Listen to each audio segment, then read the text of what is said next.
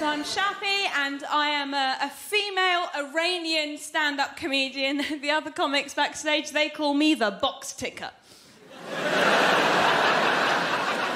Because you grow into your name. Whatever name you're given, your personality fits into it. Like, have you ever met a Karen who isn't really outgoing and a bit crazy? Or a Fiona who isn't a complete bitch? Any Fionas in tonight? No, they're all out eating babies. I tell you what, if you ever want to have a real laugh, travel to America with an Iranian passport. If you haven't got one, I'll give you one of mine. I've got loads. I was checking in at Los Angeles airport, and at first they were lovely. They were like, oh my God, I love her accent. Oh my gosh, she's from Iran. Search the bitch. So, geez, you guys are so harsh here at immigration.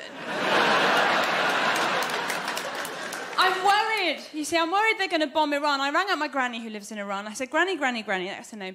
They say they're going to bomb you next. How do you feel about that? I didn't just blurt that out, obviously. I prefaced it with other little bits of chit-chat, you know, how are the cousins? They're all dead. Let's move on. And she said, well, darling, depends on when they bomb us. I'm building an extension to my kitchen. If they bomb before, it might help. By the way, this isn't an Iranian accent. This is a generic foreign accent I do, because I'm trying to get work on Radio 4 drama. I'm such a big fan of The Archers. I'm so overexcited. But I love the Radio 4 dramas, because Radio 4 tries to be very culturally inclusive.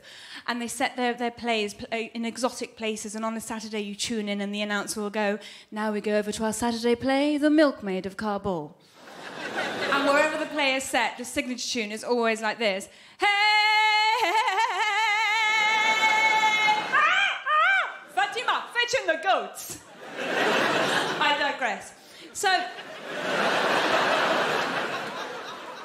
my granny said, depends on when they bomb us. I'm building extension to my kitchen. If they bomb before, it might help. If they bomb afterwards, I kill them. Possibly not the most powerful anti-war argument you've ever heard, but builders in Tehran are pricey, and there are no Polish people. Now, if you're wondering if that joke was politically correct, it's fine. I checked with my cleaner. I met this Indian old lady at a bus stop recently, and she thought I was Indian, you know, because of my face. And she started chatting to me in Hindi, and she was so sweet and friendly. I didn't have the heart to tell her that I don't speak Hindi, so I just pretended that I could and just nodded at everything she said. I don't know what I was agreeing to, but she went off and came back with her son for me. We were engaged for quite some time. And this Greek woman, I went into a bakery, a Greek woman ran it, and she thought I was Greek. She starts talking to me in Greek, and this time I learnt my lesson. I said, I don't speak the language. And she goes, it's not your fault, your mother should have taught you. I found myself thinking, yeah, man, I can't believe my mum never taught me Greek. Lazy cow. But we bonded, me and this lady, and as I left, she gave me a free bun. And she goes, darling, tell me, what is your name? And I was like, damn, think of a Greek name. It's Hercules. Because I am from the Middle East, people always assume that I'm religious. I'll be drinking a glass of wine, guaranteed someone will come up to me and go, what should you be drinking that? It's alcohol, you know. And I'll go, calm down, it's halal wine. The grape was cut in a humane way. See, I didn't have any religion growing up. For ages, I thought that Muslims and Jewish people don't eat pork because pigs are so cute. And I thought that rabbi was the plural for rabbit. It's not. I have a Jewish friend, and she freaked out one day because she had a piece of ham by accident. I did it. I was only 8. And she freaks out going, oh my God, my rabbi's going to kill me. And I was like, why, have you not cleaned the hutch? So, I went to this quite twee primary school, but I went to a big London comprehensive school for my teenage high school years. It was a sort of school that I couldn't get eye contact with the popular girls, the in crowd, because they'd be like, what are you looking at? What? I'm not being racist, but they were always the white girls.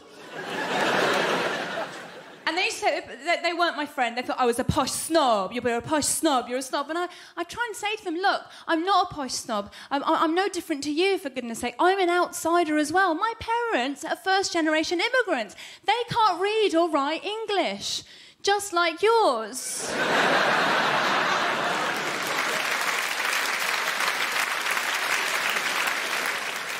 So I didn't like my school, but I have a little sister who's 15 years younger than me, and she was one of those what girls. She still is. And she goes, Shappi, man, you don't know what it's like out on the streets. I'm like, well, it's a bit parky. She goes, shut up, man, because I've got mates there that can take a bullet for me. Take a bullet for her. She works in an old people's home on Saturdays. They love her. I like that. You're impressed with that? Do you want to see the Iranian version of that? Look, watch this. If you said, that makes you a racist. She likes those singers that don't really sing, they talk. Do you know the ones I mean? I'm not really singing, I'm just talking, and I don't know why I'm talking in this accent, because I was privately educated, and you shouldn't have bought my sister. That was a bit disrespectful, but I possibly shouldn't have gone down on your dad. Al fresco. Someone asked me the other day if I speak Arabic, because Iranians aren't Arab, and a lot of people think that we are, but they're very, very different. Arabic sounds like this, yalla, mashallah, and Farsi, Persian, sounds like this, yalla, mashallah, completely different. But they're both very passionate languages, and that passion sometimes comes across as aggression. I've had to explain to my friends that when they hear me talking to my family going, what I'm actually saying is, oh my God, you look fabulous. Loving the necklace. Do you know, I never wanted to be a stand-up comedian. I actually wanted to be a doctor. My parents pushed me into this. They were like, only Western whores become doctors. But when I was a really little kid, I really wanted to be a horse. Because if you're a real horse, you can do a big poo in the street, and everyone just gathers around you going, isn't she magnificent?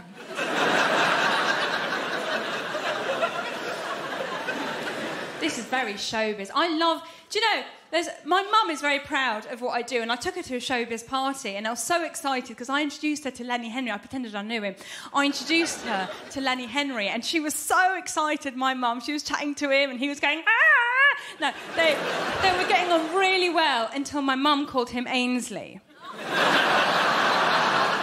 See, that's just an example of accidental racism, isn't it? That can happen to any of us. Because racism's like chlamydia, isn't it? We've all had a dose, but we don't admit to it. So I try to be so politically correct. I was talking to this Chinese man recently. You see, I nearly said Chinaman. You can't say Chinaman, that sounds too colonial.